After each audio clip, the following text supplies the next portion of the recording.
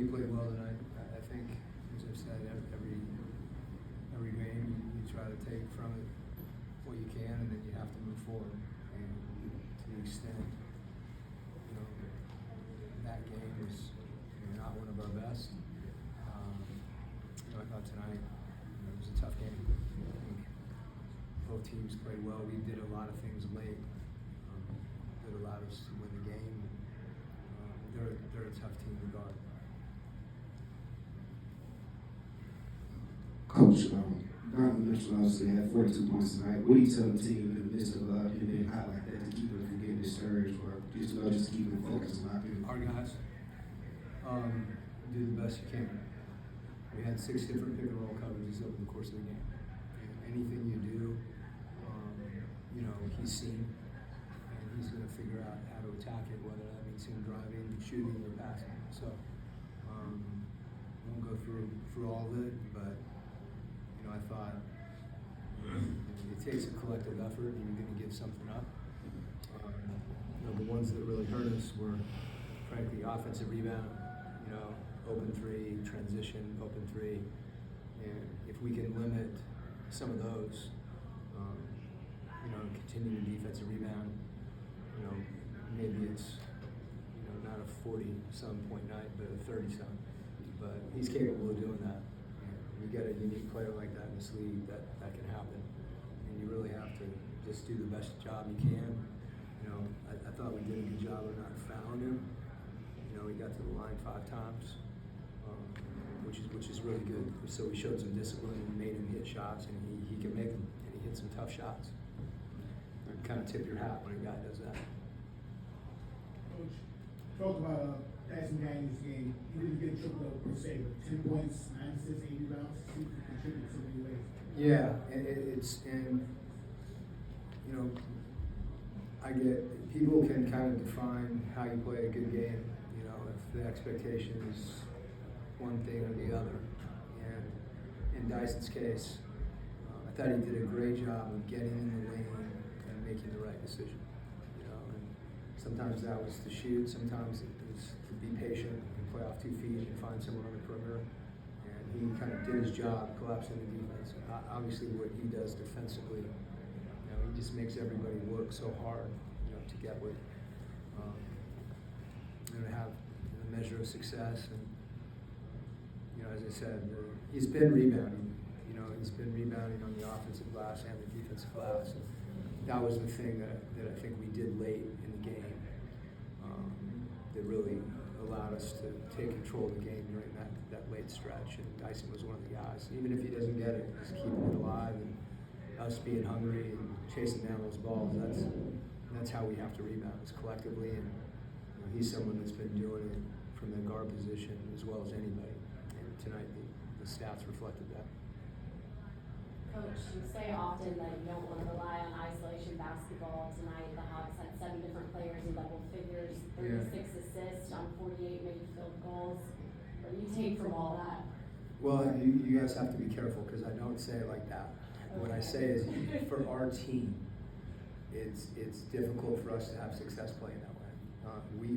The ball movement and the driving and the transition and the running generates the shots throughout the course of the game, and really, so I'm excited about that. But the other thing that happened is I thought Nikhil and Jalen late in the game, there comes a time in the game, or even if it's just certain possessions, where the game slows down. And however you figure out how to score, if there's a mismatch, an isolation situation, pick and roll, particularly late in the game. For us, if we play that way the whole game, defenses get used to it. And that's something I think our guys, not just understand, but have begun to internalize. And it's one of the reasons you see, what Dyson's line looked like, and it's why JJ did what he did. I think he, sprayed the ball around, found open people, and then, at certain points in the game, his ability to get to the line and take advantage of those pick and roll situations was good. But we kept running too on stop, so that was also important. Coach, you sort of kind of addressed it just then, but Jalen had the triple double. That was great in the box score. But what stood out to me was down the stretch there. He really made himself get involved in every possession, even if you didn't get the assist, but that leadership is that next step, and that next evolution of his game. Yeah, I mean, you're gonna see different defenses. You know, there's gonna be switches. One time they switch up the line, and now he's playing against Mobley, and that's a different matchup than Garland, which is a different matchup than he's gonna have every game. So being able to kind of feel and understand those things, and as they change throughout the course of the game, and then making the read, as you mentioned, you know, in those situations. One of the biggest things, I thought his defensive rebounding late, you know, really made a difference. And you know, we can find his defensive rebounding on there, but they were really timely too. And you know, that's something for us, is again, because those are still opportunities that we need to take those opportunities to run late. And because a lot of times those are the best shots that you're going to be able to get. Quinn, you guys limited the Cavs to 23 to 47 shooting in the paint tonight. I'm sorry? 23 to 47 the Cavs shot in the paint tonight. What do you think allowed the Cavs to struggle to finish around the rim, and what did you see from your interior defense that might have led to those numbers? Yeah, I have to look and see. I thought we did a good job of just contesting shots, you know, and we really wanted to limit their three-point attempts, so they were going to get some things in the lane. You know, a lot of those shots, you kind of keep your fingers crossed that they may not go in, and the important thing is if they don't, to rebound. So, not sure exactly what that is. Sometimes it's just you know, you're just lucky, for lack of a better word. So, I'll take that. There's usually a reversion to the mean there, so we enjoy it when we get a little lucky. Hey, Coach, Jalen has had 10 straight games where he's had 7 or more assists. How have you seen his sort of read of the game evolve over this season? Well, I think it's you know, you can tell his focus on those things, and you're always going to have